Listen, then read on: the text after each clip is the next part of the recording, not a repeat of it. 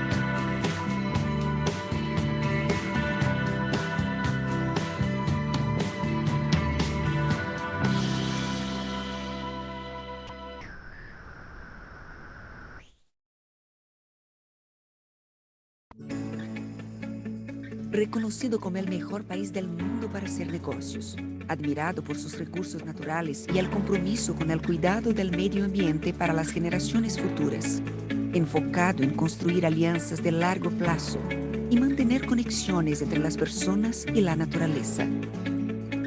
Así es Nueva Zelandia, un polo emblemático de innovación, con más de 100 años de experiencia en minería. Nueva Zelandia ofrece tecnologías avanzadas, eficientes y competitivas para los diferentes desafíos del sector. En un mundo en el que las distancias se acortan, los valores se acercan. Las innovaciones de Nueva Zelandia están presentes en las principales minas del mundo, generando valor con responsabilidad. Ofrecer tecnología de punta para una minería más responsable, más compromiso, es parte de nuestro ADN. Conoce cómo podemos generar valor agregado con responsabilidad para tu negocio.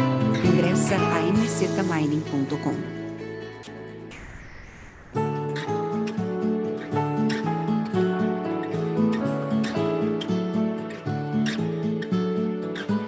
¿Qué hora?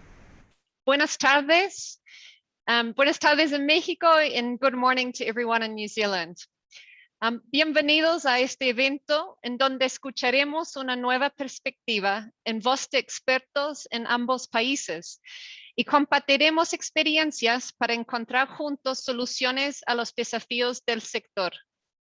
Este evento es el primero que Nueva Zelandia hace en el sector minero mexicano y estamos felices de trabajar en conjunto con el Clúster Minero de Sonora.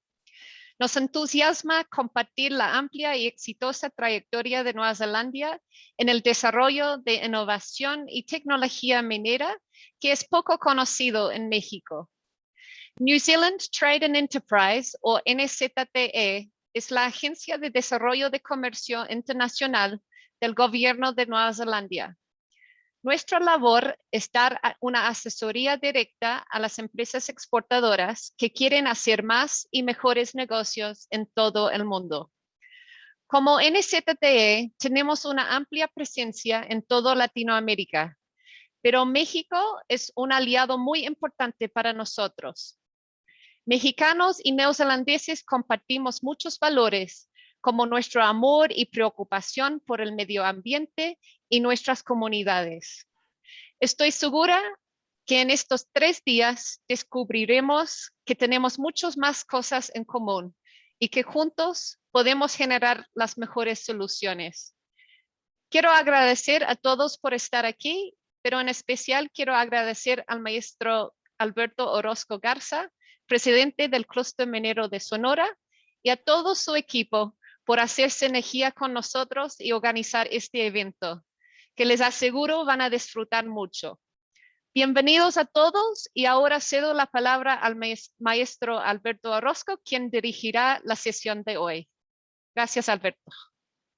Muchas gracias, Rhiannon. Y igualmente buenas tardes a todos en México, buenos días a todos en Nueva Zelandia.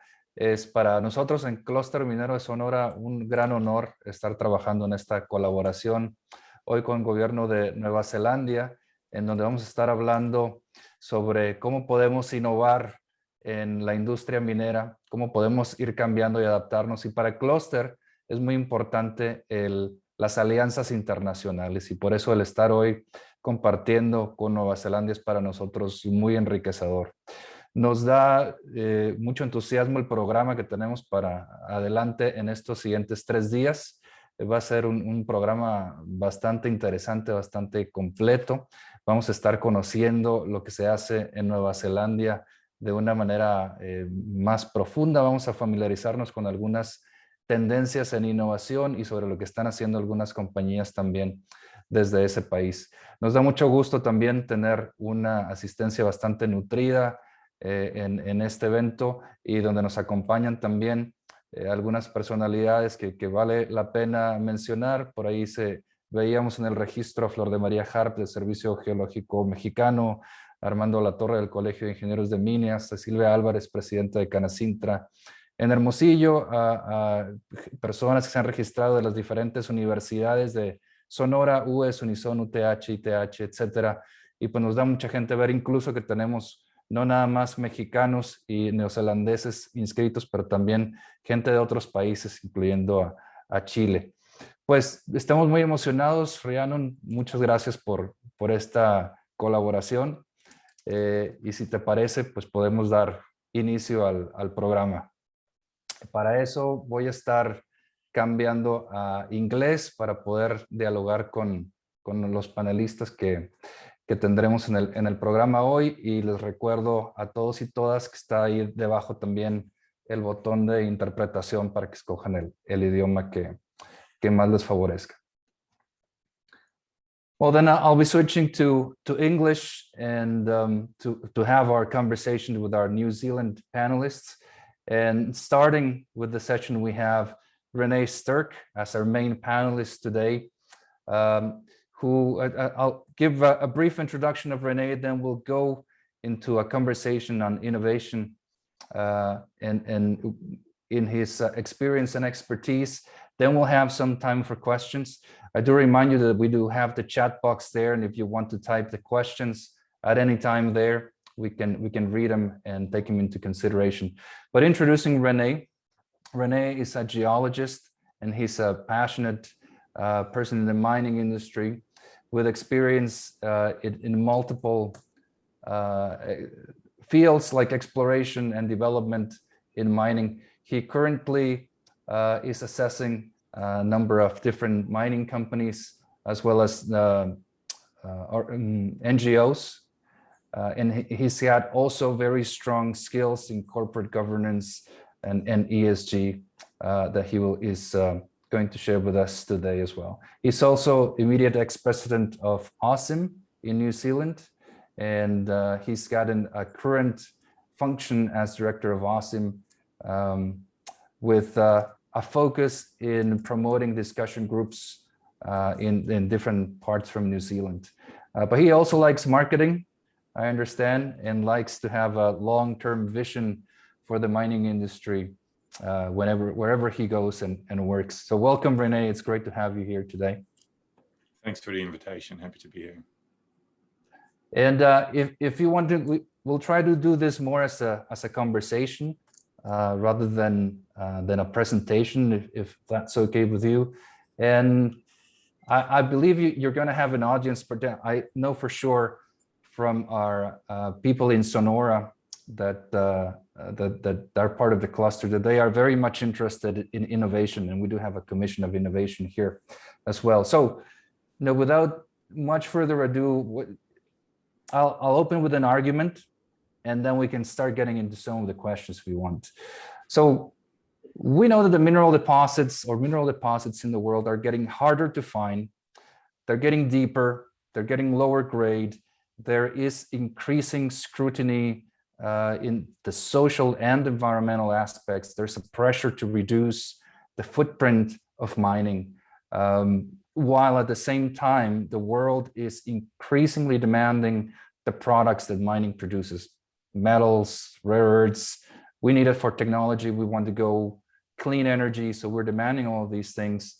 How do we put these two together? It's probably going to be part of our conversation, but I'd like to start with our first question, having said that, with how do you see miners as innovators historically? How have we done in the past? Are we good?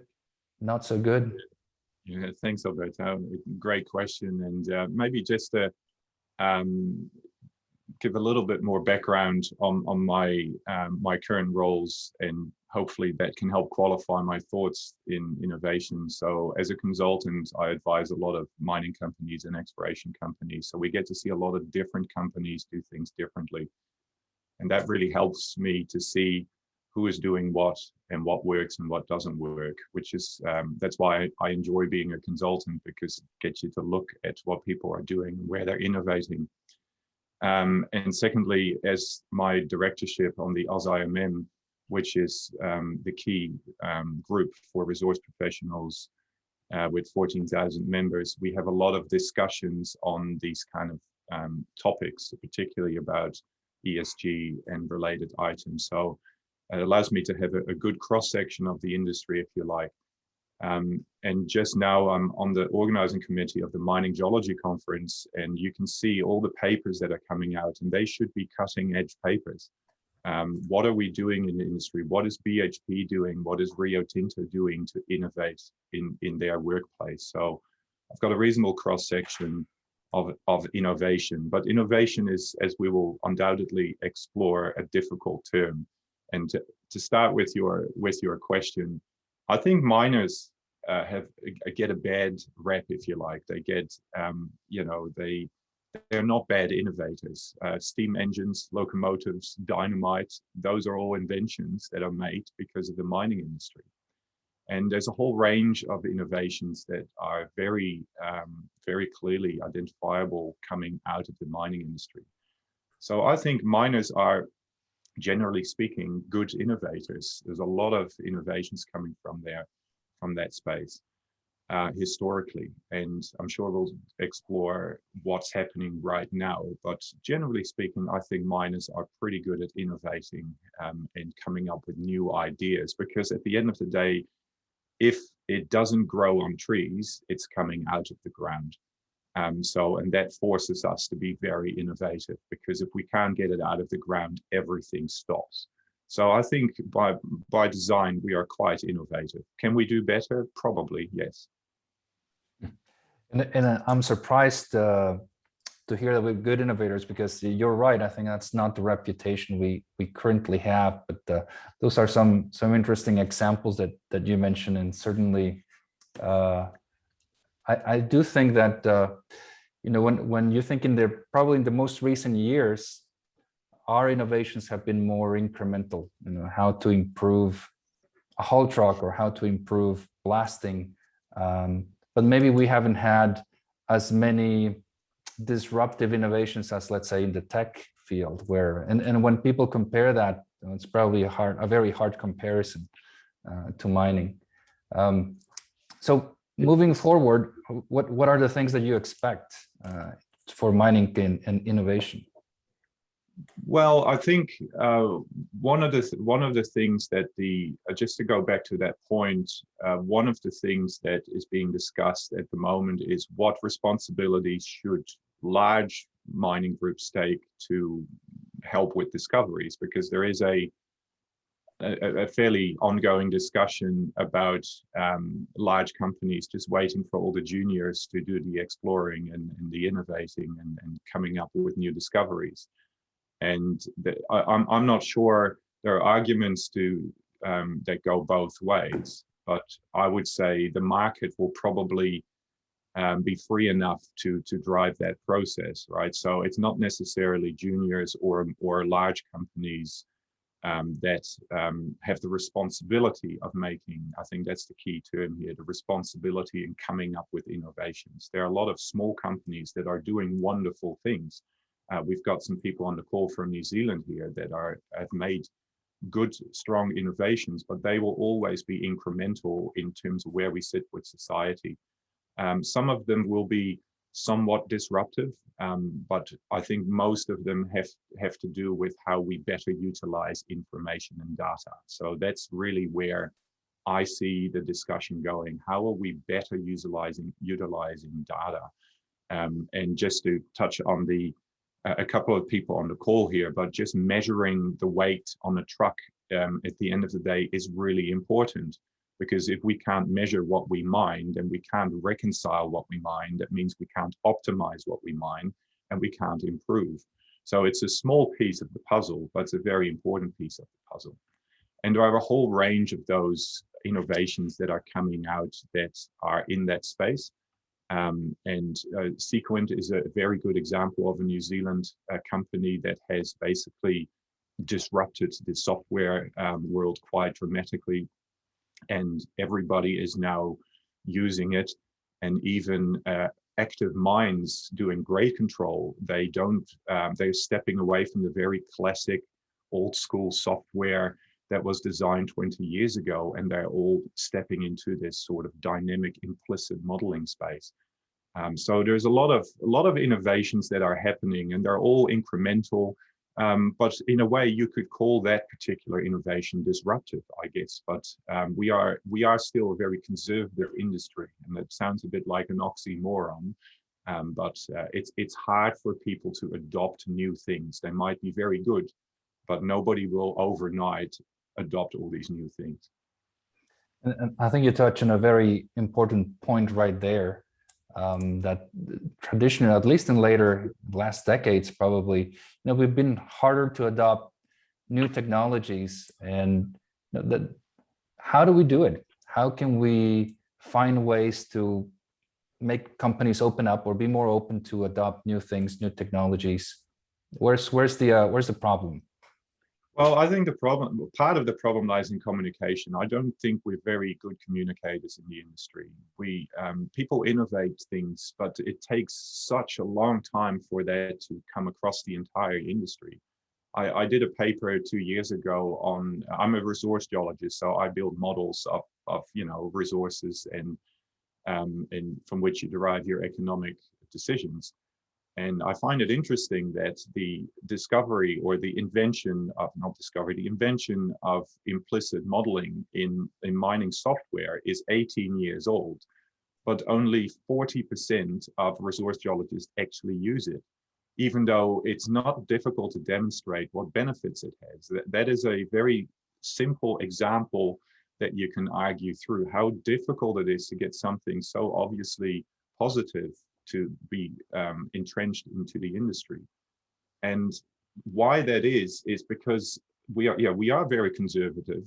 We also have a training and education problem in the industry that we might touch on later, and that has to do with how our universities position themselves and what the classical roles in the industry are going to be in the future. It's not just geology and engineering and metallurgy. Those things are changing. And if our universities don't catch on, then there will be a disparity between us actually implementing those very new skills, because we just don't have the people to do it.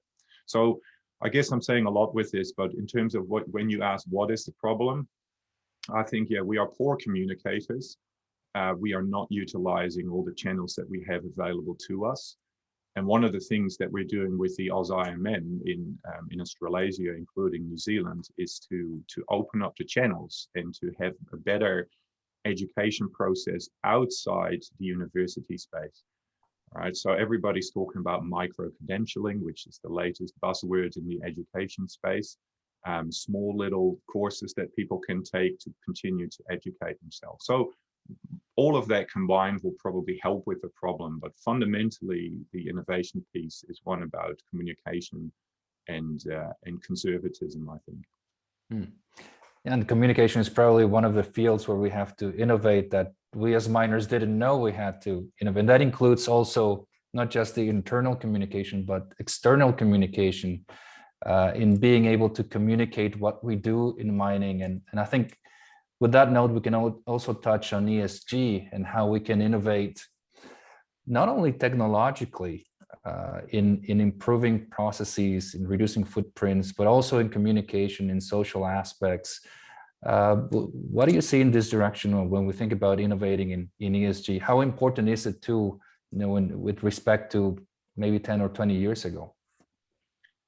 Yeah, I mean, this is, again, one of those really hot conversations at the moment, because to give you an example, a lot of companies will have mineral resources sitting on their balance sheet as having a value, right? Because there are tons and grades and that sits on the balance sheet. But the governing codes that we operate by as professionals, they only allow us to give people those to sign off on those resources if there is actual what we call the reasonable prospect for eventual economic extraction, if it's actually possible to get those resources out of the ground. And the argument is that if you have your resource in a location where there are very difficult factors from an environmental perspective to overcome, then you shouldn't have that resource. And equally, if you are dealing with an issue where the local population is dead against the development of your mine, and New Zealand could be a very prime example in that space, then should you have a resource sitting on your balance sheet? Because the chances of you developing that resource are less than 50%, one could argue. So there are a lot of things happening in the ESG space. And one thing that the AusIMM has recently done is to create a whole discipline, outside the classical geologist, metallurgist, engineer space. We now also have a pathway to become a chartered professional in that space as a social responsibility expert to help that process. So it has always been a part of our reporting codes, such as JORC and the CIM in Canada, the sort of more common codes. But it's coming more to the fore, and it will have a large impact in the next 10, 20 years on how we deal with this. And we are very slow to respond as an industry.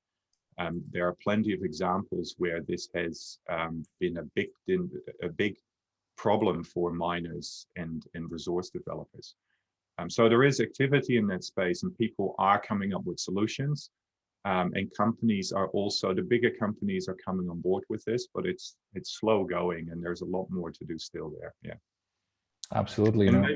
Maybe sorry, just to go back to the communication piece. There is a group that organizes communication courses now, just for us to help communicate with the outside world. Because if we cannot communicate to people that if it doesn't grow on trees, it comes out of the ground, then we have a really big problem. And the ESG piece fits right into that. And for those who are interested in communication training there, we are in touch with some really good groups who facilitate these trainings, and it makes a big difference to people's toolkit and how we have these arguments with the media and with people. And it's really interesting that you mentioned it, because we've seen this come up a number of times. Even a few years ago at the cluster, we had a focus group where we wanted to talk about innovation and technology. And after some conversations, what came out was social, was environment, was government. This is definitely some of the issues that companies are facing. But could the technology also help us in those fields, like improving or innovating technologically? Could that be helpful as well in that discussion, say in reducing your footprint, in being able to deliver more environmentally, maybe use new reagents or new techniques? Could that help us, just that innovation in technology help with the ESG? Yeah, I think the answer has to be yes to that. But I think the low-hanging fruit, if you like, is more in communication than it is anywhere else. I think that really is the biggest piece that we need to tackle as an industry. We are just not popular. And maybe we'll get to this in a moment, but you can just tell by the amount of people that study mining engineering and economic geology, they are reducing very rapidly. And it's because our kids are under pressure to see mining as a dirty industry. So as much as innovation and technology, I mean, things will improve with measuring better. If we can measure water quality better and environmental issues better, that's fine. But it's communicating that we're not very good at. That's the problem. That's 90% of the problem. And we can certainly find ways to improve the data and also how we treat ore. And I'm sure there will be improvements in the future, but not something that will happen in the next 2 years that will suddenly miraculously turn us into a green industry. Because as we all know, even to mine all those wonderful elements for batteries and all the rest of things, we need to use trucks and equipment to get it out of the ground. Now, arguably, the whole electronic vehicle component, that is one of the things that perhaps you talk about could be making a big impact, because we might be able to move away from diesel completely and go into electric vehicles. So that will reduce the footprint, and that will certainly make us more appealing. But they're all small components that contribute to that puzzle. Mm-hmm. So just taking a step back into technology, because there was a question there that I wanted to ask you. You started to mention some of the technologies that you saw there as promising, like the implicit modeling or the data management. What else do you see? And we have a question here about AI, for example, or the Internet of Things. So some of these that are buzzwords in tech out there and are also being used in mining. What's the role, or are there any other technologies that you see developing and becoming important? Yeah, look, AI and machine learning, they are buzzwords in a way, but they are definitely very relevant. So my group, IRC, is in a collaboration with a group called Goldspot, and they are machine learning experts. And we have direct access to advanced algorithms to help deal with data. And one of the key challenges is these days, how do we deal with all these data? There's a lot of it, and there will be a signal buried in the data. And to find that signal is a skill, and it's a completely different skill than what we used to, traditionally speaking. So yes, I think the key advantages or the key innovations in the data space have been in machine learning. There's a lot happening in that space. We are putting a paper in again for the Mining Geology Conference this year in Australia that covers all that machine learning component of the industry. And we can show that there's value. It's not just a buzzword. We need to be able to demonstrate that by using that, we can better handle our data. And companies are doing that. It's very rapidly moving, and that will be one of the key innovations, how we deal with data. If I look at the papers that BHP is contributing to the conference, they are all to do with how do we get better information from our data? How do we optimize the process based on the information that we already have? So there's a lot happening in the data space, and you see a lot of companies coming up with tools and solutions in the data space. They don't necessarily all have to be true machine learning solutions, but that is definitely one of the key innovations, if you like, in the mining space, and something that will definitely see a lot more of. Other solutions are, which I believe are going to be disruptive, if you like, are photon assaying in the gold industry. You know, the traditional fire assaying is something that has been going for many, many, many years, going hundreds of years back in terms of getting gold out of a rock. And photon assaying is really moving very rapidly now, and it will be fairly disruptive to the classical standard traditional assaying industry. Also aware of things like continuous coil drilling. Drilling is another very traditional industry where you just stick, you know, a hammer onto a pipe and you start moving it very fast so that the rock pulverizes and comes up the barrel. Small innovations over time, but continuous coil is something developed in Western Australia that is going to be very interesting. Haven't really seen it taking off just yet, but that allows you obviously to not have to put new rods on a drill string every time. So those are things that that are fairly recent innovations and hopefully will develop over time. Another one that I wrote down is obviously our ability to look undercover, which is something that is very hot at the moment on this side of the world. How do we do a better job in exploring undercover? Most of the deposits at surface are found, as they say, although I don't truly believe that. But our ability to look undercover is going to be very important. And that comes back down to data again, but also to new geochemical techniques and new geophysical techniques, data processing. And there is a lot happening in that space as well. So we're doing okay as an industry to be innovative there. And perhaps those are innovations that are more focused towards exploration and finding the new deposits, but they could also be related to the operations and maybe even the way we mine today. Do you see a role for AI robots, maybe, or even virtual reality or augmented reality in the mine site today or in the near future? Yeah, look, it's something that geologists don't like to hear, because, you know, we fundamentally want our rock skills to be applied to the rocks and not be taken over by robots. And look, I am probably more progressive than most geologists in that space. I think if you ask 10 geologists to log the same piece of core, you'll get 10 different answers. Right, and it's that very problem that we face, and then somebody then has to deal on the data side with 10 different answers, and it turns into a big pile of data that nobody can do something about.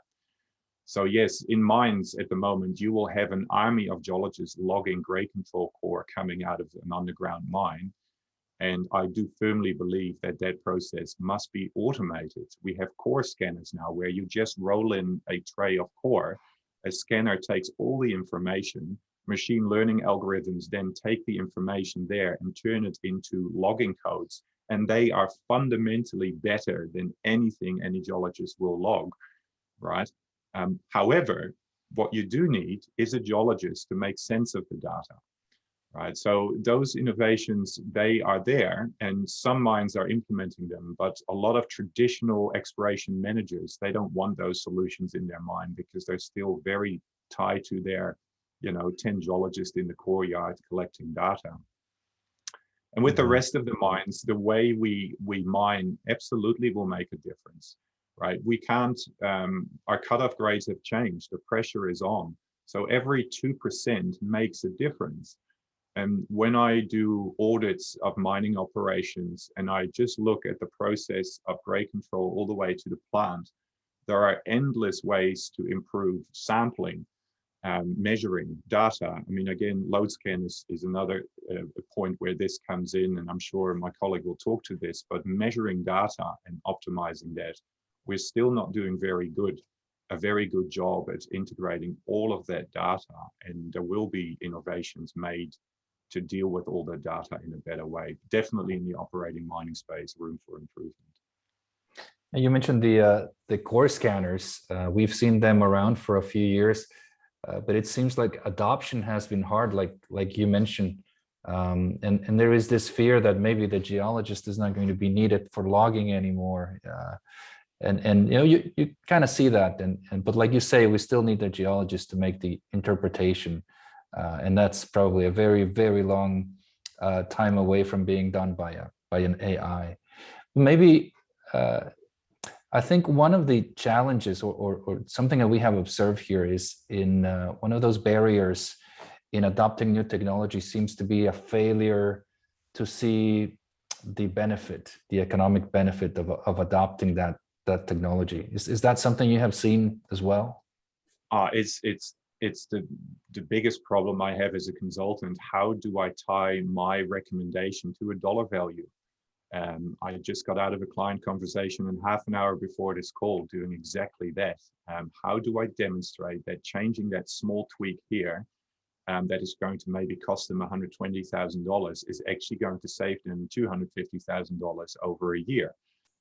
It's extremely hard to do that because we are working with so many variables in this equation that you can't just put a dollar value onto it. And that's in a nutshell exactly the issue that we have. Nobody can put a box around it and say, this is, if you change this, then you will get that out. And that's 100% guarantee because there's so many moving parts. That's definitely communicating that is the biggest problem. So it really comes down to, trust me, I know how this works. And that's not a very good selling point. Data, you need to have the data speak for itself, and that's not always easy. Absolutely. And I think the geologist has probably the hardest time of anybody in a mine site selling the new technologies. So we're back to communication. Yes. Again. Well, the joke is if you ask a geologist what is 2 + 2, they will say between 3 and 5. And that's our general answer to things. We're used to saying things in very relative terms. I mean, nothing is absolute in geology. So we've been talking about innovation and technology and ESG. You touched a little bit on education for a moment there. Now I'd like to come back to that because as we move into these new technologies or these new methods of mining, how do we see, or how do you see the education changing or the needs for professionals changing? And so maybe we will have to move beyond our typical career plans into something different. Data management is something you've been mentioning very, very strongly now. Do we need more data managers? What's the future going to require for the mining industry, let's say in 10, 20 years' time? Yeah, look, it's one of the biggest problems or thought pieces we have at the moment in the industry. How do we solve the education problem? And just to clarify, at the moment, we don't have enough new professionals entering the industry. So that in itself is a problem, right? Which comes back down to the education piece. How do we make it interesting for young people to study these things? Because we can talk about how that relates to the dollar value, ultimately how they can see a career and how they can support their mortgages in an environment where, particularly in New Zealand, the house prices are going up faster than anything else. So is it an attractive career to support your family? But it's not even as important anymore. People are just less enamored by an industry that, for all intents and purposes, has been labeled dirty. So we have that problem to deal with, the communication problem. But to answer your question, the other problem is that the traditional sciences that they study are not necessarily what we need everywhere in the industry. Data scientists are becoming very important to add to the picture, right? People who understand data and who can extract the right information out of the data. And machine learning is an easy way to understand what I mean by that, but is not everything, right? There's more than machine learning in that piece. It's also computer sciences and coming up with solutions in the automation space. So we're looking at people with robotic experience. There's not the traditional sciences. And the way that's changing is that the universities are basically forcing the industry's hand. And what I mean by that is the universities are under pressure to get rid of field programs for geologists. I have written 2 letters as the chair of the OZIMEM in New Zealand, please asking universities to get their fieldwork back, because the universities thought it was unsafe and expensive for a geologist to do fieldwork, right? We can't train our people if we have to deal with these issues.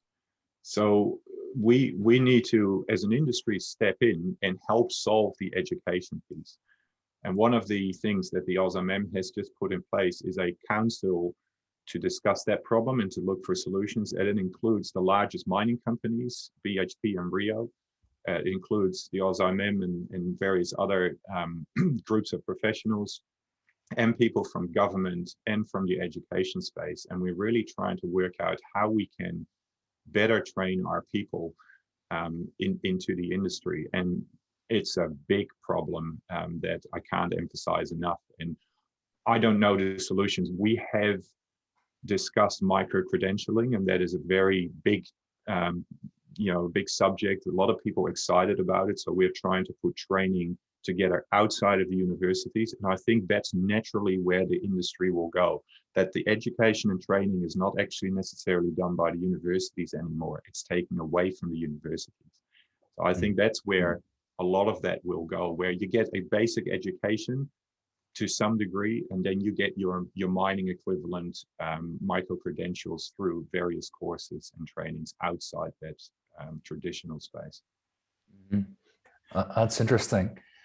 And before we move into the questions, Renee, I just want to maybe close with one final question. So we've already discussed how things might evolve in education and for the new students coming into the field, but how do we attract the talent? I mean, how do you compete with Google and Apple and all the tech that are very shiny options for new professionals? How do we attract the data scientists into mining? Well, look, I have to come back to the same argument of communication, right? We have to make it sexy, right? People want to go and study something because it's just exciting. And obviously Google and those competitors have a very compelling argument for an industry that is exciting to make, but we want to actually communicate with people why they are needed. They have to feel proud about their contribution. People don't just go and work somewhere because they want to make a lot of money. I mean, I studied geology because I wanted to help solve big problems, right? And we are not communicating that. And so we are now talking about getting in, not at university level or at high school level. We need to get in even earlier with parents and primary schools to and get rid of the textbooks that say global warming is going to, I mean, it's happening, but mining is not going to be where we need to take this discussion. You can be good of a good society by contributing to it positively. It's a communication problem that we need to have at the earliest stage with our young kids and parents. I don't think there's any other solution to getting people into the industry any other way. And those are some very interesting words to close the chat, Renee. I definitely think that there's a lot of work to do there. When you think of purpose, which is something that the newer generation seems to be stronger on, when you think that you can have a positive impact in the world through mining, is not something that comes naturally, but it's something that can happen not only because we can provide the materials that the world needs to go greener, but we can also find ways to make sure that mining is done in a way that it's positive and even in some cases create an unexpected benefit for society or environment. And that's where those great challenges are. So thank you for the great discussion, Renee. It's been great, and I could definitely go for another hour or so discussing this, but we're pressed for time. We need to move into the questions. We do have a few questions here in the question box that I'd like to pass over to you. Rodrigo Martinez asks about small-scale miners. He asks how to take small-scale miners to these stages of industry development, or are they condemned to disappear? Well, small-scale miners or small-scale explorers, or both, or either. I mean, small-scale miners, I guess the problem with mining necessarily is that economies of scale are important. So I think small-scale miners will probably be under more pressure than small-scale explorers. Small-scale explorers are driven by the opportunistic investment sentiment of the market, and they can certainly do very well if they sell their story very well. Small-scale miners would struggle, I would say, contributing to the innovation piece, but maybe by that very virtue, they might be forced to be more innovative with things. My first response would be, it would be probably difficult for them to contribute to the innovation piece.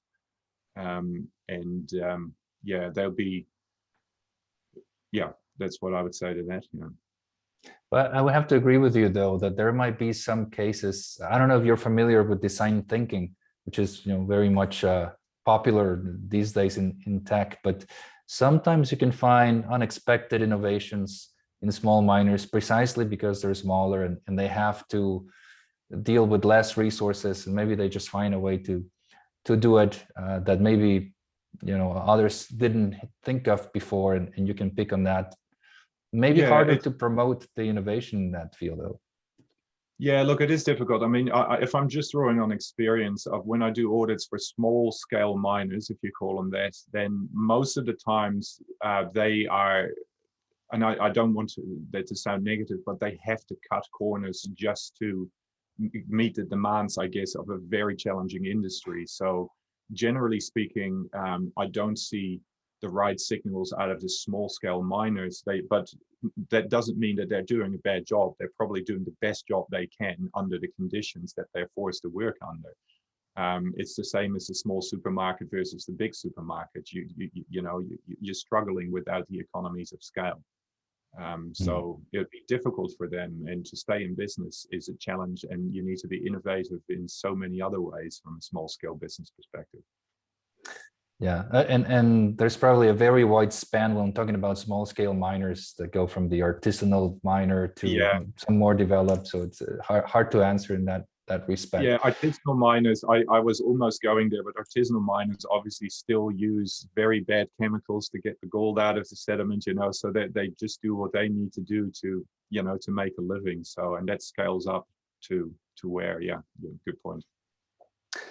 Oscar Luis Victoria asks, with respect to photonassays, there are only two viable options at a commercial level to assay in production mining. What tendencies are there today? So I know that one of the largest gold miners has just a few weeks ago signed for one of these machines to go to Africa and be implemented this year. So, and that's in a full production setting. So it's happening. What could you elaborate maybe a little bit for those of us who are not so familiar with photonassaying? How is it different from fire assay, and what are those advantages? So photonassaying is non-destructive, and that's one key advantage. So in fire assay, you put a sample in a crucible, and then you put it in a hot oven, and it melts with lead at bottom sinks. You extract the gold from that, and it goes through a whole analytical chemical process. Very convoluted. A lot of steps, a lot of places to introduce error and bias and variance, and that by its very nature makes it a very complicated process, but very well understood, but convoluted. Photonassaying is non-destructive, so you pulverize the whole material, and then you look at the energy that the gold particles emit to look at how much gold is in there. So you can actually look at the entire sample, and that is very important for gold, because the larger your sample, the lower the variance. And variance is a resource destroyer, if you like. So it has an amazing advantage that you can both not destroy a sample because you just look at energy, the sample stays the same. You can reuse it, you can retest it, and you can also look at larger samples. So it's more accurate and more precise, and allows you to retain your sample. So it's some big improvements. In the case of gold, could that help with nugget effect, perhaps, or not? Exactly. Exactly. It's exactly defined to deal with that nugget effect, because if you take a fire assay, you need to take a split from a sample. And if you do that incorrectly or at a small enough or too small an extract, you won't get that nugget, and you will either bias your sample or get large variance because of that nugget effect. Yes. Okay, that's interesting. That's one I will have to write down, because I had not heard about food and assaying, but being an explorer, that's something I'll be definitely looking for to be available at my labs. The first one is coming to North America later this year, and there's one being shipped to Africa now. And I can get you in touch with the company who does it. Yeah. Thank you. So I think we're coming to the end of the question period. We'll probably have time for one more question if there's any other questions that anybody in the audience has. If not, we will just be wrapping up this conversation with Renee. Renee will still be around for questions later, though. If any other question pops or into your mind later, you feel free to type it in the Q&A box, and we will return to it later. But Renee, for now, it seems like we don't have any more questions at this time. So I'd like to thank you again for this great conversation, and we'll have you again a little later during the session. Hopefully there might be some other questions there to touch on. But for now, we'll thank you and move over to the presentation of some of the companies. So thanks so much. Thank you, Renee, again.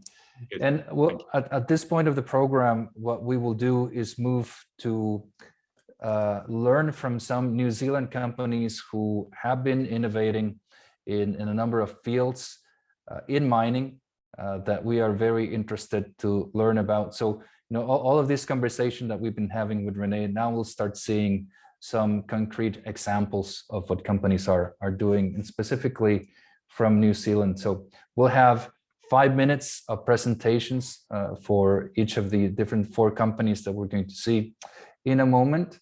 And at the end of those brief presentations, we're going to come back and have everybody on the spotlight here, as well as Renee. So if there are any questions about the innovation in mining for Renee, or specifically for any of these companies participating today, feel free to write them in the Q&A box. So without further introduction, we'll go now to present our first company, which is LoadScan, and it will be presented by Carlos Aviles. Carlos, do we have you ready? Sí, estoy listo, Alberto. Te agradezco la introducción y la invitación. Debido al tiempo, voy a presentar, bueno, de manera muy resumida. LoadScan es una empresa neozelandesa, ¿ya?, que lleva más de 20 años en la industria de la minería.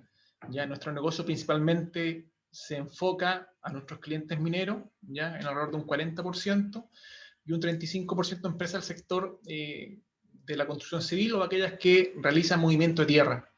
¿Ya? Voy a comenzar primero con los beneficios que entrega LoadScan a la industria minera. ¿Ya? Bueno, lo agrupé en 3 partes. ¿Ya? Por una parte está el aumento del factor de carga que transportan los equipos mineros. ¿Ya? Yo lo quise nombrar como un sistema de optimización de carga para equipos de carguío, tanto para minería subterránea como de superficie. ¿Ya? Los principales beneficios son aumento del factor de carga entre un 5 y un 15%. ¿Ya? ¿Cómo lo realizamos? A través de un sistema de escaneo láser, ¿ya?, que en la siguiente lámina lo voy a indicar cómo funciona.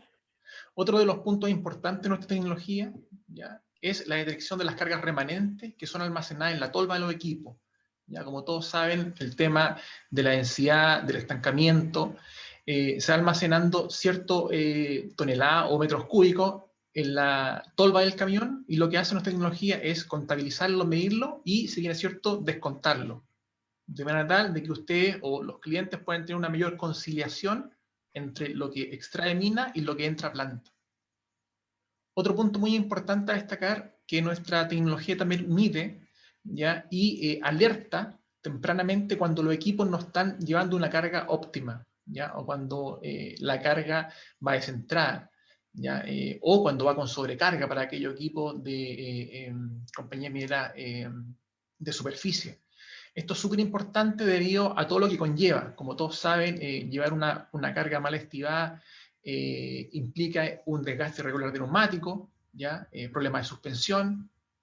Nuestro sistema lo que realiza a través del escaneo volumétrico, ¿ya? Es un perfil de la tolva del equipo del camión, independientemente de las dimensiones que éste tenga, ¿ya? Y automáticamente alerta cuando el equipo está llevando una carga que no está bien centrada, o en su eventualidad cuando el equipo no está llevando una carga óptima. ¿Ya? Nuestro sistema permite parametrizar, ¿ya? Cuando el equipo está cargando una carga óptima. ¿Cómo funciona nuestro sistema? De manera muy simple, lo voy a explicar. En la parte superior, ¿ya? Instalamos, dependiendo si es superficie o subterránea, un cabezal de escaneo, ¿ya? Que en la parte superior posee dos cabezales, que son dos láser, ¿ya? Que son fabricados en Suiza, y un sistema de radiofrecuencia en el centro, con el cual hace el match, ¿ya? Y la identificación del equipo, ¿ya? Mencionar que a cada camión, a cada equipo, se le instala en la cabina un tag, un dispositivo con el cual el sistema de radiofrecuencia hace el match, hace la conexión. Por cada escaneo que se realiza, ¿ya? Se obtiene, como ellos están viendo en la parte superior, toda la Big Data, ¿ya? Y por cada escaneo que se realiza también se analiza la distribución de la carga, ¿ya? Y si ustedes, o el caso de acá, el cliente parametriza, ¿ya? Una carga óptima entre un rango, ¿ya? Dependiendo ya sea en volumen, ¿ya? Entre un 80 y un 90%, ¿ya? Y si está fuera de ese rango, automáticamente se enciendan la alerta. Mismo caso para el tema de la distribución, ¿ya? Nuestro equipo, en el caso de México, están distribuidos en algunas empresas mineras ya están funcionando. En el caso de Sonora, hace poco tiempo tenemos un nuevo representante que es Matco, ¿ya? En el caso que deseen requerir posteriormente ya conocernos y presentar caso a caso, ¿ya? En el caso de minería subterránea ocurre lo mismo, podemos también implementar la tecnología dentro del túnel, en un pórtico, ya fuera de este, poseemos 4 sistemas, ya fijos, móviles, ya nos adaptamos dependiendo el tamaño del equipo. Normalmente nosotros realizamos casos de negocio con nuestros clientes, antes de la tecnología y después. Esto quiere decir que analizamos toda la información un mes antes y un mes después. Acá hay un caso, un cliente en Australia, ellos son cobre, subterránea, ellos aumentaron su factor de carga en 9,7%, ¿ya? Lo que significó en términos de producción más de $430.000 mensuales. ¿Ya? De eso es lo que hablamos cuando empezamos a introducir una tecnología que nos permite medir, ¿ya? Poder controlar, ¿ya? Todo lo acarreo que se realiza en el interior de la mina, ¿ya? Incluso con aquellas empresas que son externas, ¿ya? Que también digamos, realizan el traslado de mineral, ¿ya? Nuestra tecnología está certificada tanto en Australia como en Nueva Zelanda, con una precisión sobre el 99%. Esto quiere decir que el margen de error es inferior a 1%. ¿Ya? Para finalizar, algunos de nuestros clientes minería. Y bueno, cualquier pregunta, consulta, por favor, lo canalizan internamente y yo feliz de contestarlo. Muchas gracias. Muchas gracias, Carlos. Por cierto que vemos un par de socios de Clúster Minero de Sonora aquí en tu última diapositiva, que nos da mucho gusto ver. Muchas gracias. Vamos a continuar ahora con Adrián García de Scott. Adrián, si estás por ahí, adelante. No te escuchamos. Listo. Hay una presentación de un video anterior a... Creo que lo tienen listo.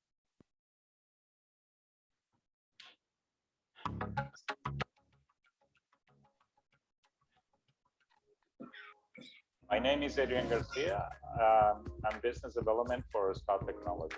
Scott Technology has been in the mining industry and technology business for more than 100 years. We work together with our clients in terms of finding a specific solution to their specific problems.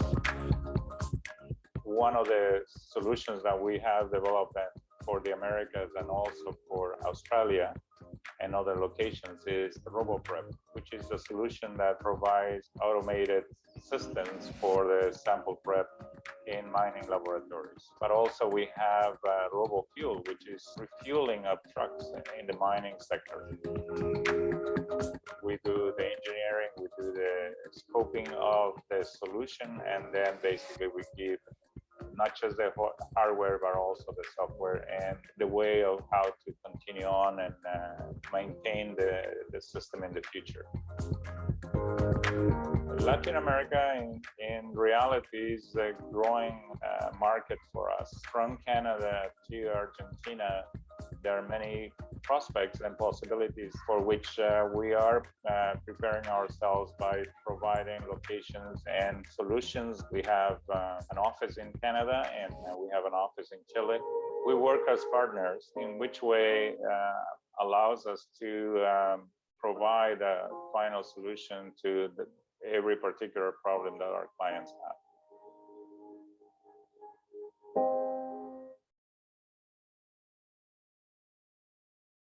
Bueno, solamente para complementar lo que vieron ustedes en el video es que como Scott, como empresa, ya tiene más de 100 años en el mercado en Nueva Zelandia, en Australia y ahora en las Américas. Uno de los temas principales que hemos visto en las operaciones es de la cercanía que tenemos que tener con nuestros clientes. Es por ello que se definió la idea de tener oficinas acá en Sudamérica y también en Canadá. La situación en la cual estamos viendo, si me permite un minuto, es una de las principales situaciones que tenemos es el diseño y la fabricación de sistemas automatizados que nos dan una productividad, confiabilidad y rendimiento y seguridad para el minero a nivel mundial. Con este tema, una de las cosas que perseguimos, nuestros valores, estamos hablando de la excelencia. Estamos comprometidos con los resultados. También actuamos con integridad para, más que todo y sobre todo, valoramos a las personas. Dentro de todas estas situaciones, nuestras soluciones redefinen la automatización de extremo a extremo en las industrias de procesamiento de carne, que es muy común en Australia y también en Nueva Zelandia, en la parte de minería, que también en esos países y acá en Norteamérica también, manipulación de materiales de electrodomésticos y la automatización industrial. Dentro de todo, con una presencia que tenemos que es verdadera global, aplicamos la tecnología y la robótica para ser líderes en el mercado y revolucionar industrias. Al hacerlos, mejoramos la vida de las personas, las empresas y las comunidades en general. Desde nuestro centenario en el 2013, el Grupo Scott ha experimentado un rápido crecimiento y diversificación a través de fuertes ventas orgánicas en nuestros mercados, combinados con varias adquisiciones importantes. El procesamiento de carne en la minería y el manejo de materiales electrodomésticos han sido la parte principal. La automatización industrial y los servicios les siguen a esto. Dentro de ello tenemos el producto, uno de los mercados principales va con la línea de Rocklabs, que es un fabricante con sede en Auckland de equipos de preparación de muestras mecanizados y automatizados, en los cuales también tenemos una línea de materiales de referencia para la parte de geología, donde es necesario en la certificación de los análisis que se realizan en la parte de ensayo al fuego y lo demás. Dentro de los equipos que tenemos está la línea de equipo estándar, de sistemas automatizados lineales, también sistemas automatizados ya robóticos, y en el área también de automatización tenemos el sistema de carga robótica, que es el RoboFuel, que ya está instalada y funcionando satisfactoriamente en Australia. Estamos, como digo, estamos en las Américas, desde Canadá hasta Argentina podemos dar el servicio a nuestros clientes, y entonces cualquier duda y lo que necesiten estamos para servirles. Muchas gracias. Muchas gracias, Adrián, y a tu presentación de Scott. Seguimos ahora con el programa y nos acompaña Jorge Luis de Tate. Adelante, Jorge. ¿Qué tal? Bueno, primero muchísimas gracias por participar en este evento. Como dice Alberto, mi nombre es Jorge Luis, soy el director de desarrollo de negocios aquí para Tate Communications para toda América Latina. Les voy a hacer una breve presentación sobre Tate, qué hacemos, cuál es nuestra visión y cómo estamos presentes dentro del mercado de minería, ¿no? Entonces, un poquito sobre Tate. Es una empresa neozelandesa, como todas en esta llamada. Estamos basados en la isla del sur, en una ciudad que se llama Christchurch, y tenemos más de 50 años dedicados 100% a lo que son comunicaciones críticas y datos críticos. A mí me gusta pensar que somos como un Microsoft chiquito, pero con mejor clima que Washington y peor clima que San Francisco. Pero eso es un poquito de qué hacemos, y estamos presentes en más de 90 países alrededor del mundo. Un poquito sobre nuestra actividad en la minería. Sería una nueva expansión para nosotros en México, pero sí tenemos experiencia en América Latina, en Colombia, en Perú y en Brasil. Como pueden ver aquí un poco. En cuanto a Tate, lo que vemos es tradicionalmente cuando uno asocia la industria de comunicaciones críticas, es lo que ve son los radios de 2 vías, entonces estándares abiertos como P25 y DMR, pero lo que hemos hecho durante los últimos 3 años es un enfoque bastante grande en lo que es el mundo de banda ancha, inteligencia artificial y lo que llamamos convergencia. Como hablaron Alberto y René, a veces la minería es un poquito reluctante a adaptar innovaciones nuevas, porque lo que quieren ver es que de verdad van a aportar su valor en la inversión. Entonces llevamos mucho tiempo ya trabajando en Australia con varias de las mineras más grandes de allá, donde tenemos soluciones, lo que llamamos convergentes, que serían una solución que une LTE privado, IP-MPLS, radio de 2 vías, y luego el mundo que converge entre toda esa tecnología, donde podemos usar la mejor vía para voz y datos críticos, sin importar cuál red es. Entonces eso lo vemos como una red de redes.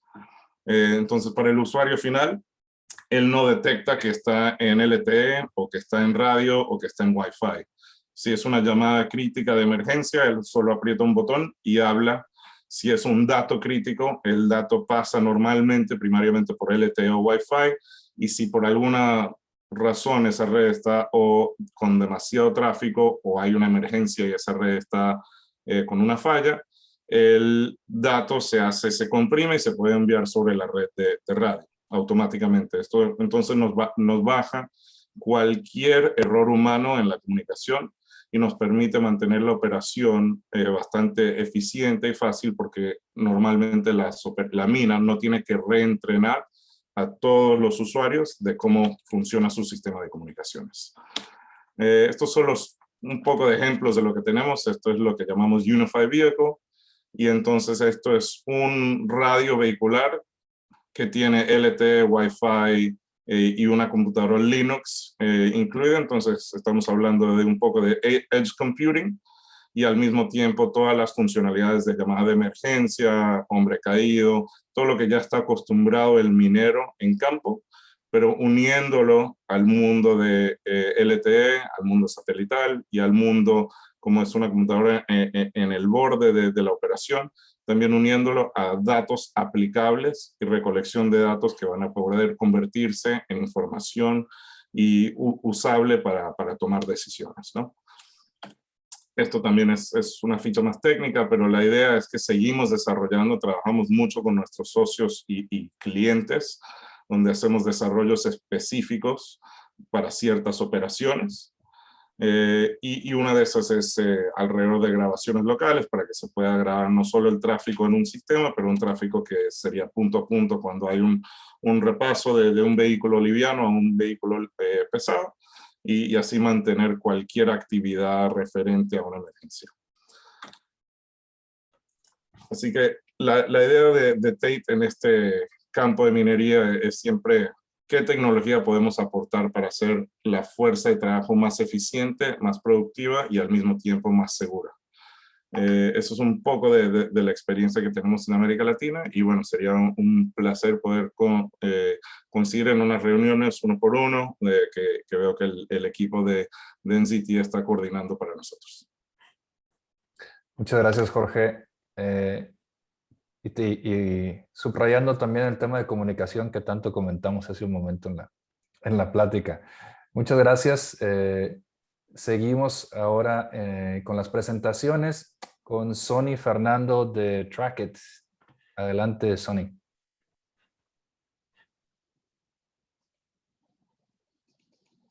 Hi, thank you. Good afternoon, everyone. My name is Sonny Fernando from Trackit Energy. I'm one of the owners and directors of Trackit. Trackit Energy is a software as a service platform that was designed for logistics, and it was designed in collaboration with the energy sector and resources industry to meet the challenges faced around managing their logistics. It has enabled organizations to move away from fragmented and often legacy systems like spreadsheets to help them digitize their logistics processes. By using Trackit Energy platform, companies can take advantage of a best-of-breed solution that allows different people and touch points in the logistics chain to collaborate while seeing a single source of truth data.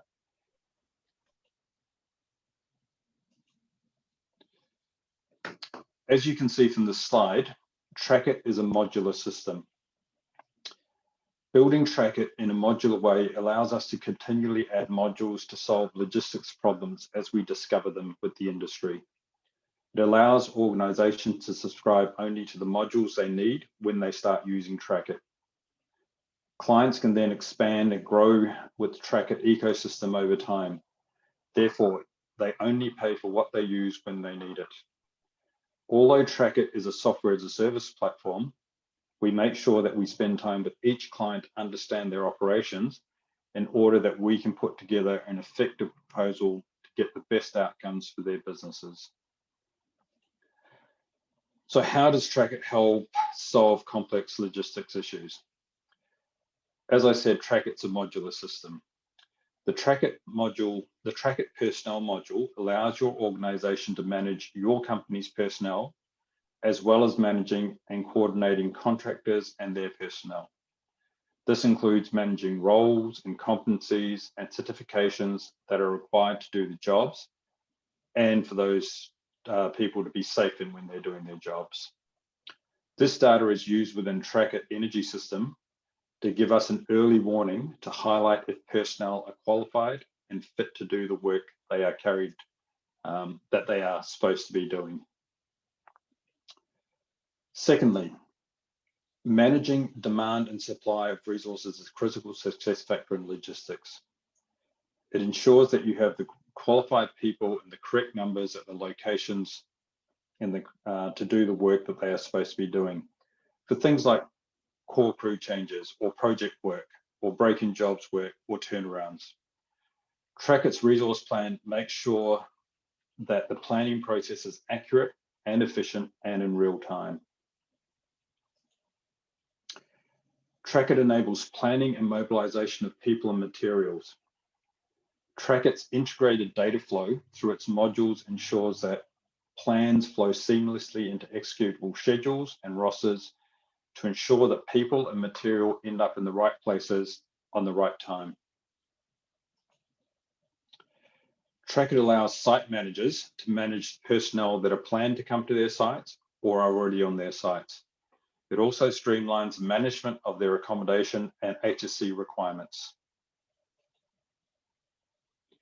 Because everyone is working with one set of data, being cloud-based, Track It allows for real-time reporting so that business intelligence you use to make decisions is current and not historic. That way you can head off problems before they occur and also get significant efficiency gains through reorganizing your logistics processes. Compliance to HSE standards and traffic light systems are used in Track It. This enables you to make conscious decisions about who you schedule and who you let on your site to do the work. This lessens your risks and supports your HSE business safety case. Track It is also designed to play nicely with other legacy systems. It means that you can pull and push data from current systems to build efficient digital ecosystems for your logistics operations. You can work with what you've got and continue to also integrate into Track It. And most importantly, Track It is a trusted and proven product used by companies in many parts of the world. It has been providing significant efficiencies and driving down costs for every one of our customers. We have saved customers in excess of 25% in their mobilization and logistics costs and have customers that are targeting multi-billion-dollar savings with the use of Track It. We'd love to have further one-on-one conversations with you and to find out more about your businesses and to see if we can help. Look, we'd like to thank you for your time today. And if you have any questions, we'd be happy to answer them either in the one-on-one meetings or after in the question and answer time. Thank you very much. Thank you very much, Sonny. And that concludes our first round of presentations by the four companies. LoadScan, Scott, Tate, and Track It, all from New Zealand. We have everybody around still here in the meeting. We're going to go now into a session of questions and answers. I see that we already have some questions here in the Q&A box. We also have Renee available, I believe. If anybody has any questions for Renee or any topic that you'd like to go into, feel free to type it into the Q&A box as well during this time. We have about 15 to 20 minutes for Q&A before we go into the rest of the program. And just before I go into the questions, I like to say that it's been really interesting transitioning from the conversation with Renee and talking about efficiency and automation, communication, big data, and then seeing specific companies doing these exact things in these fields here and present about their products, and now something very tangible that we can discuss. So it's been a great conversation and now great to sort of land it into the things that are being done currently. So I'll start moving into the questions and we'll try to keep this an open conversation. So everybody feel free to jump in at any point. And just one final reminder to everybody to use the Q&A box if you have any questions. I think this one's for Tate because it's talking about communications. The question is, can you guarantee communications even in territories as complex as Mexico? What do you say, Jorge? Entonces, garantizar solo se puede hacer después de mucho planeamiento. Nosotros preferimos planear y coordinar 3 veces y ejecutar solo una vez. Entonces, parte de lo que hacemos es un arduo estudio de la mina, y ahí podemos ya evaluar, presentar lo que estimamos va a ser la cobertura. Seguimos hablando con los operadores, los administradores de la mina, para ver dónde tenemos deficiencias y dónde podemos optimizar. Y eso a veces es un sistema de radio con un overlay de LTE o viceversa, y poniendo diferentes sitios móviles, porque una mina va cambiando en cuanto se excava más profundo, las coberturas siempre van cambiando. Pero eso es algo que continuamos trabajando día a día con el cliente. Gracias, Jorge. Got one for Track It Energy.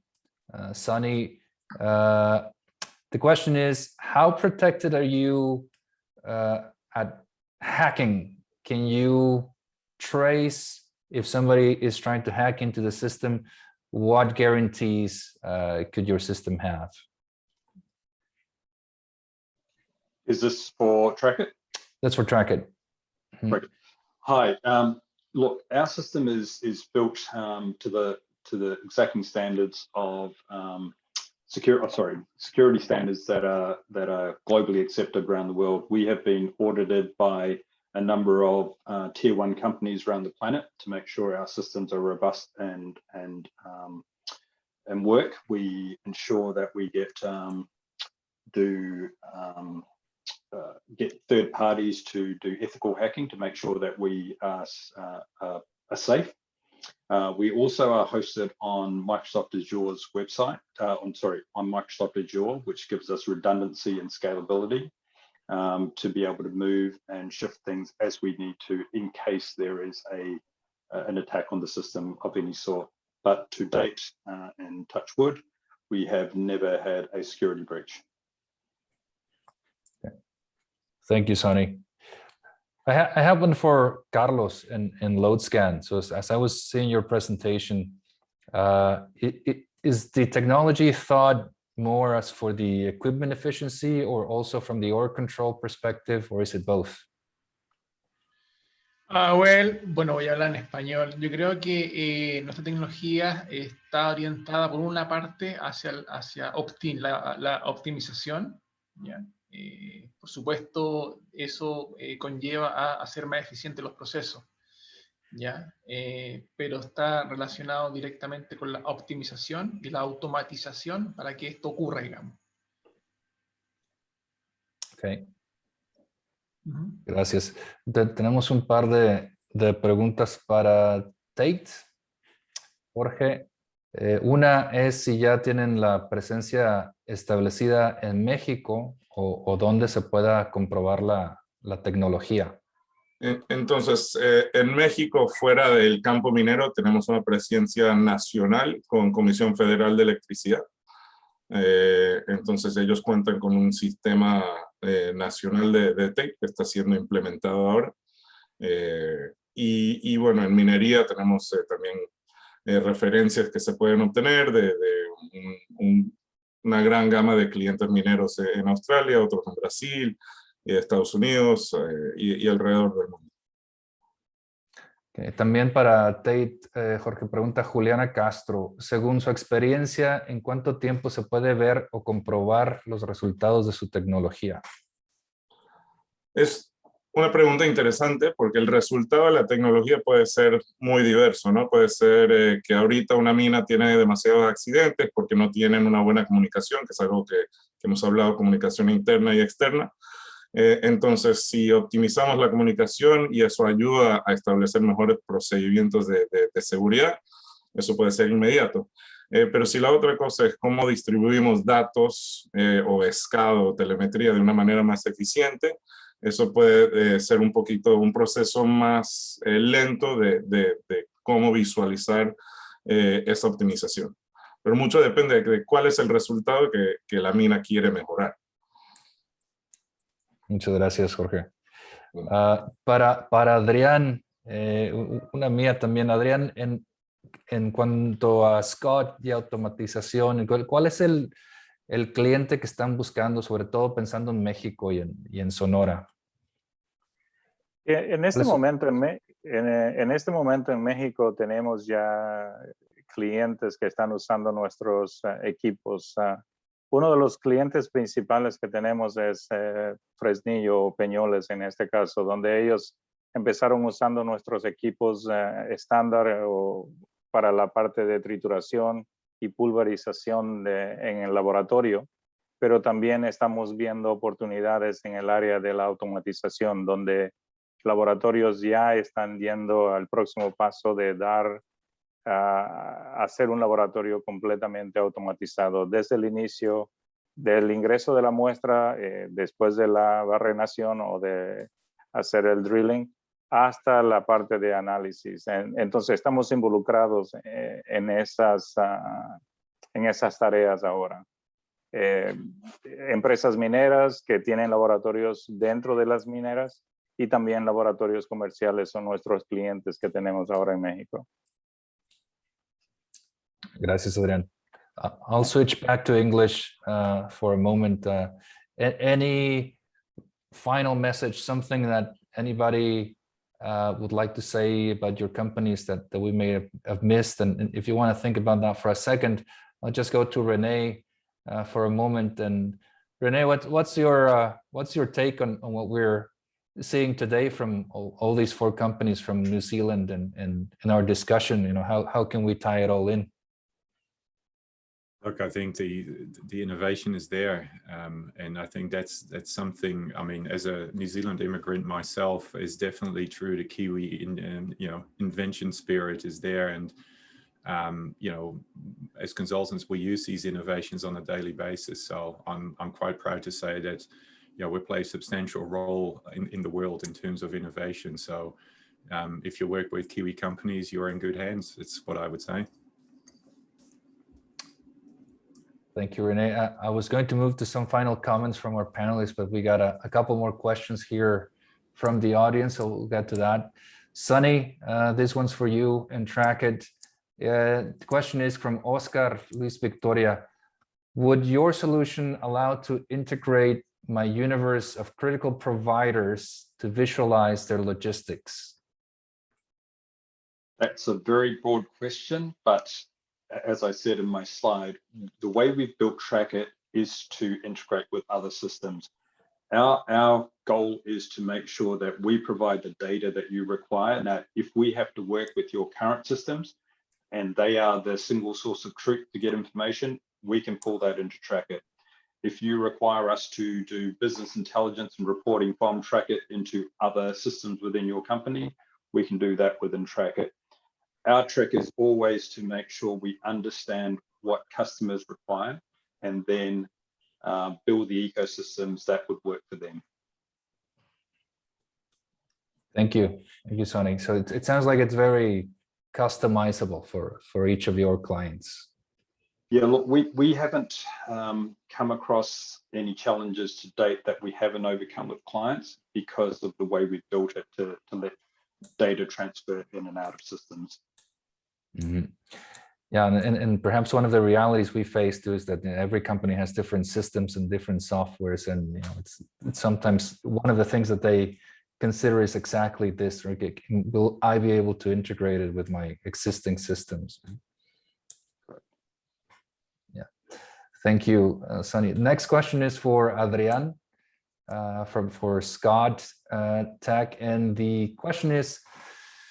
Lo voy a hacer en español para no traducirla. ¿La línea de tecnología ofrecida tiene alguna variante en cuanto a costos, entendiendo que las empresas mineras tenemos diferentes presupuestos? ¿Podrías repetir la pregunta? Lo que pasa es que entró en inglés primero y después hice el switch. Disculpa. Sin problema. La pregunta es, ¿la línea de tecnología ofrecida tiene alguna variante en cuanto a costos, entendiendo que las empresas mineras tenemos diferentes presupuestos?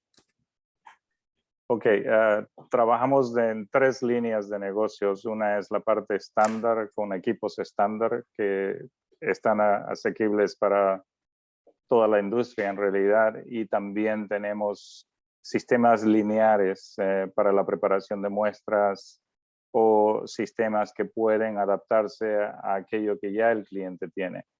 Y la tercera etapa sería llevar esa parte de laboratorio, estoy hablando de laboratorios netamente, a un sistema ya completamente automatizado.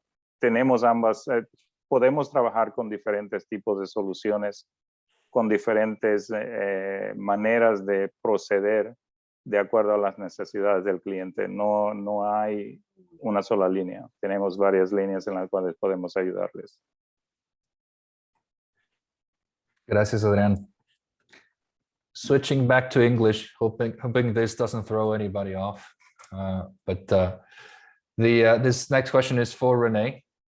And it's from Jennifer Birch from Worldwide Coaching, who we know very well at the cluster.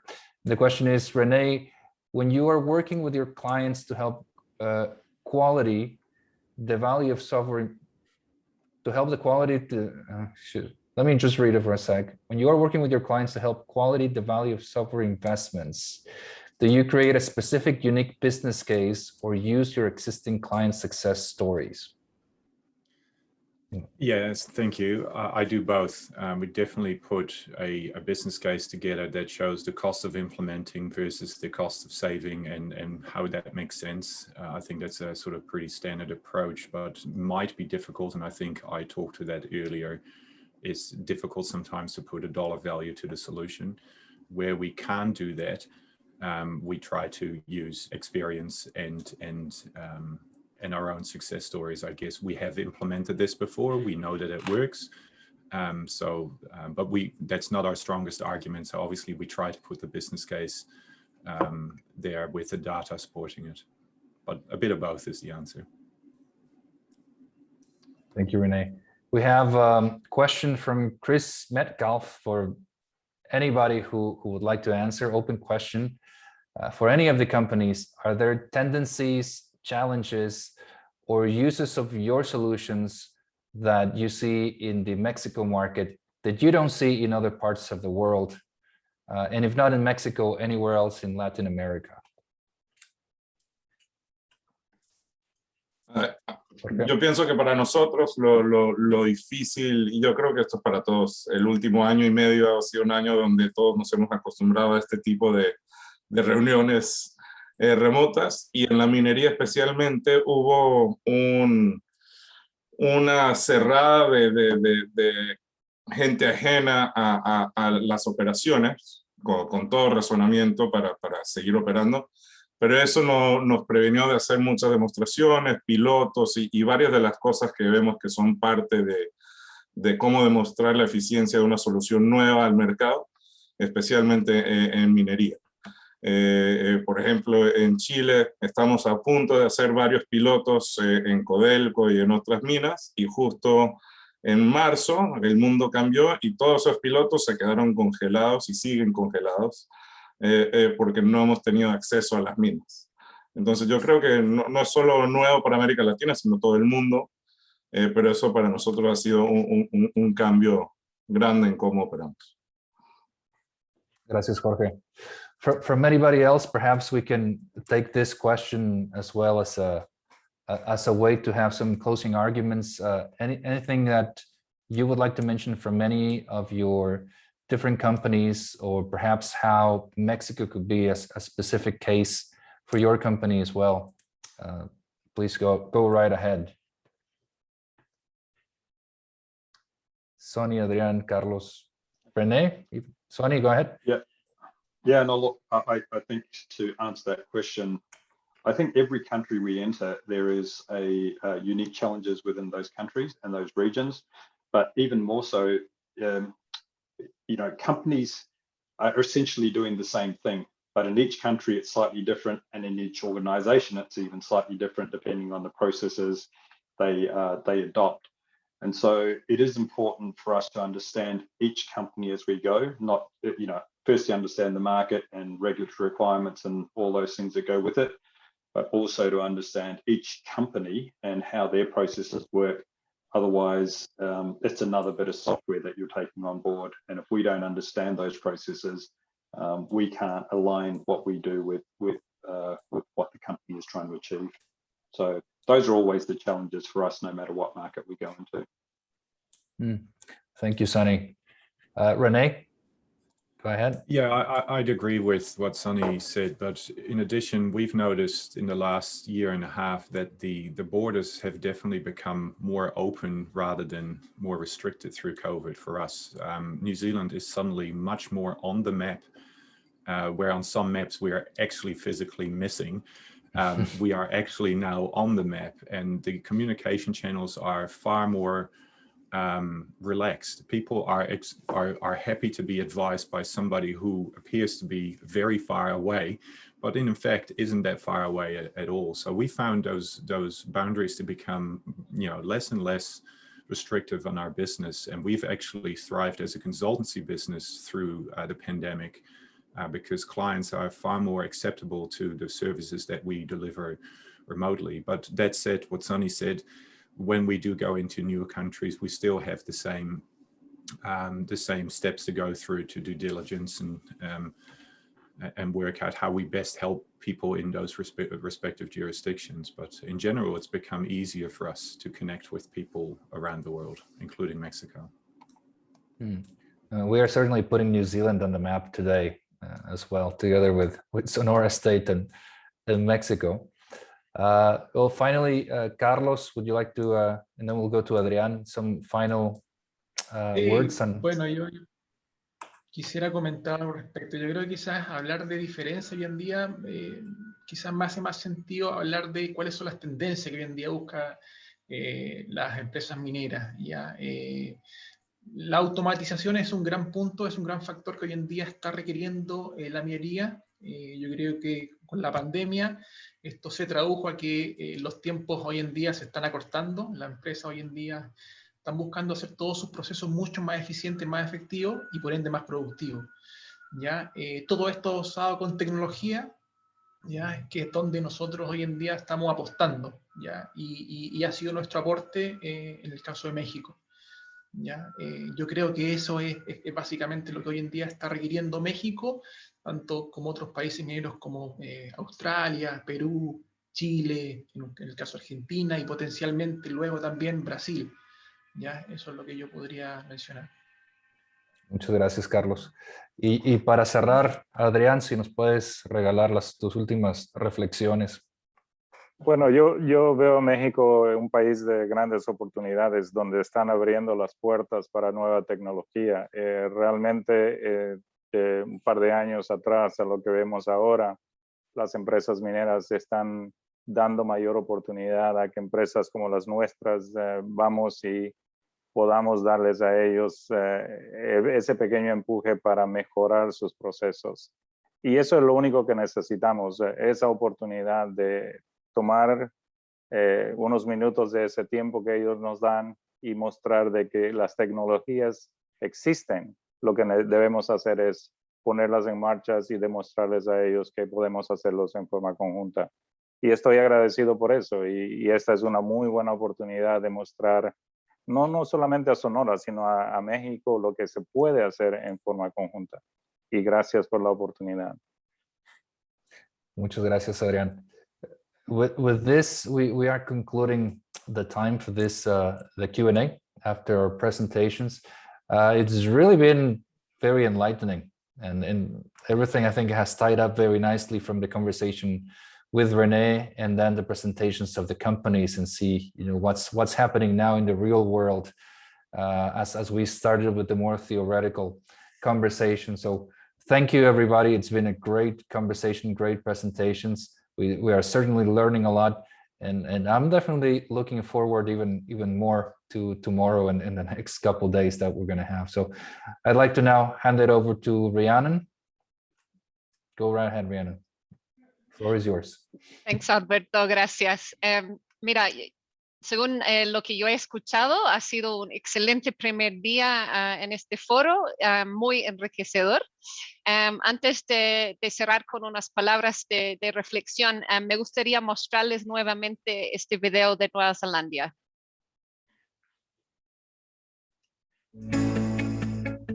Reconocido como el mejor país del mundo para hacer negocios, admirado por sus recursos naturales y el compromiso con el cuidado del medio ambiente para las generaciones futuras, enfocado en construir alianzas de largo plazo y mantener conexiones entre las personas y la naturaleza. Así es Nueva Zelandia, un polo emblemático de innovación, con más de 100 años de experiencia en minería. Nueva Zelandia ofrece tecnologías avanzadas, eficientes y competitivas para los diferentes desafíos del sector. En un mundo en el que las distancias se acortan, los valores se acercan. Las innovaciones de Nueva Zelandia están presentes en las principales minas del mundo, generando valor con responsabilidad. Ofrecer tecnología de punta para una minería más responsable, más que un compromiso, es parte de nuestro ADN. Conoce Conoce cómo podemos generar valor agregado con responsabilidad para tu negocio. Ingresa a mzmining.com.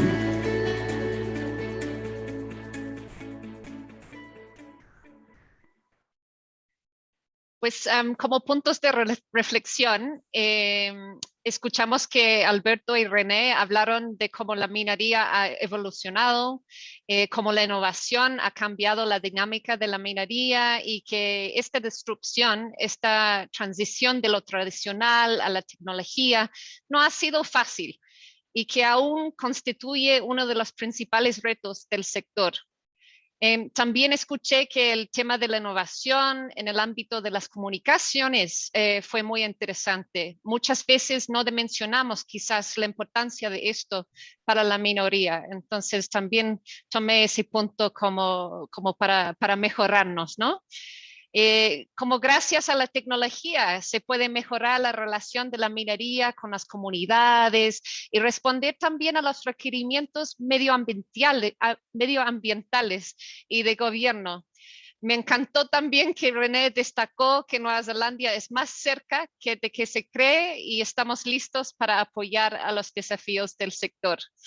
Escuché también de cómo la industria, la minería, aún responde lentamente a los retos en conjunto ambiental, social y de gobierno, que es algo que se necesita resolver. Y la correcta comunicación, tanto al interior como al exterior, es algo crucial. Hablaron sobre la importancia de contar con los datos correctos y confiables, y la innovación es clave para eso, para tomar las mejores decisiones y optimizar los procesos con la ayuda de tecnologías como inteligencia artificial. Fue muy interesante el reto de ver cómo una correcta inversión tecnológica, por ejemplo, de obtención de datos o la gestión en ESG, se traduce en ganancias. Y finalmente estaba pensando que estoy de acuerdo en lo que hablaban de la educación especializada, que es quizás el reto mayor para la industria minera. Tener suficientes científicos de datos o geólogos con formación actualizada que estén familiarizados con la innovación que se aplica en el sector. Para mí, este intercambio de conocimiento y soluciones entre los asistentes y las empresas ha sido muy ilustrativo. Como pudimos ver, las compañías neozelandesas proveedores de tecnología por lo general son pymes, que por naturaleza son ágiles y prácticas, con propuestas que se ajustan a diferentes necesidades. Si alguno de ustedes requiere reunirse con alguna de las empresas participantes, las citas aún están abiertas y el link ahora está en el chat. Muchísimas gracias a todos por su participación y en verdad no puedo esperar para mañana. Gracias, Alberto. Muchas gracias, Rhiannon.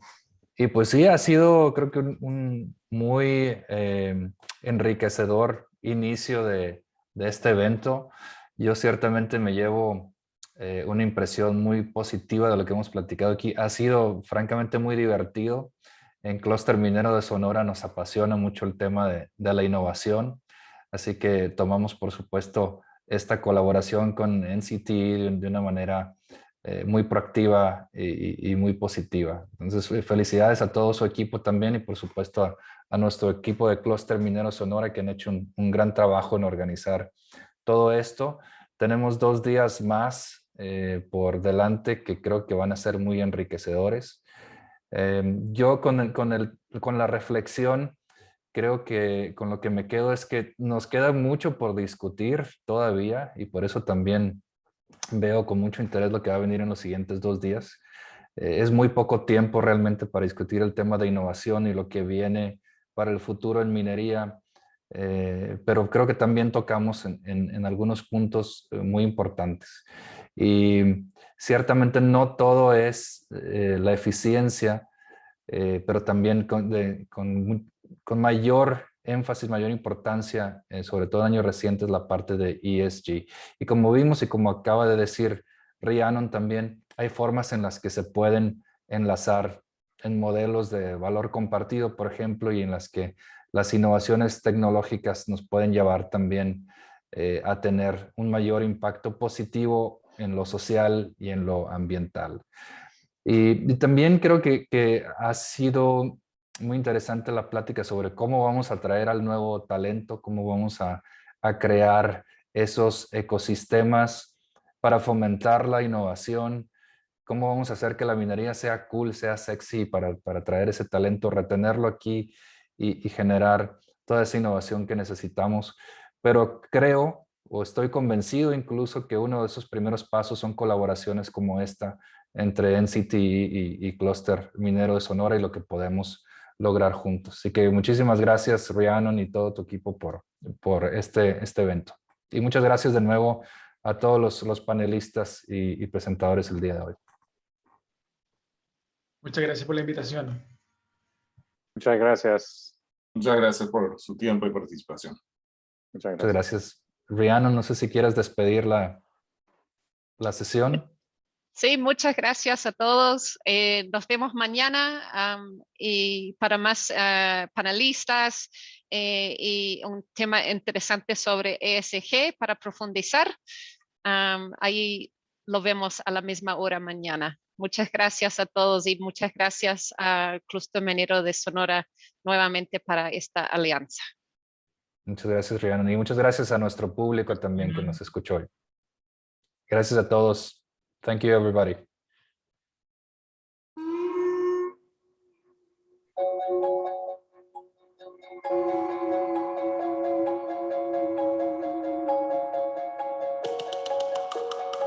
Welcome to the country of open spaces.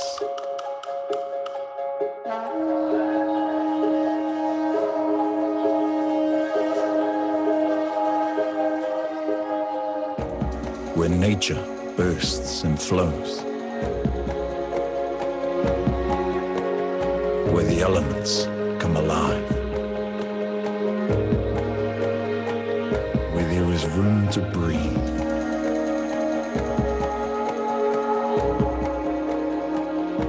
And places to find.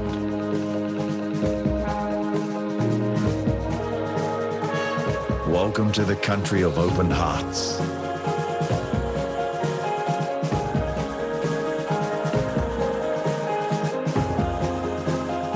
Where care for the land and people is genuine.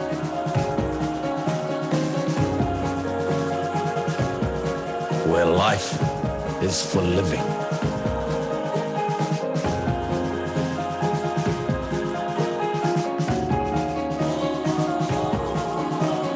Where time spent together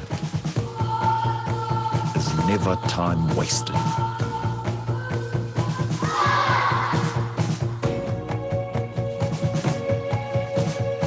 Where lasting partnerships are formed.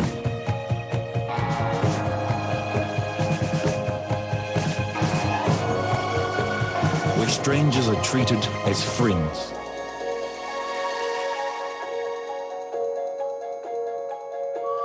And memories are treasured forever. Welcome to the country of open minds.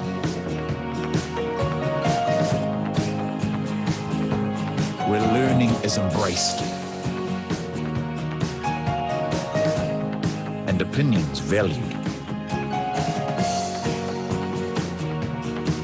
Where freshness is championed and quality prized for the world to enjoy. Where nature inspires incredible thinking.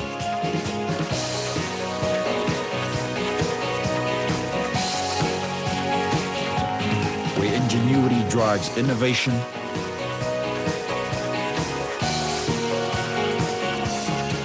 and productivity.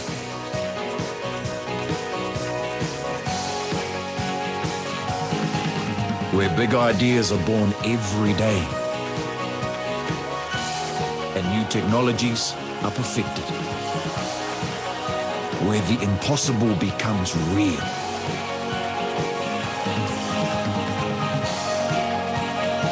Where every sunrise inspires the extraordinary.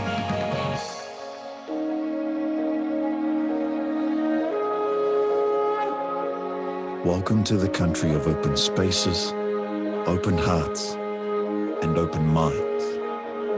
Together, we can do amazing things.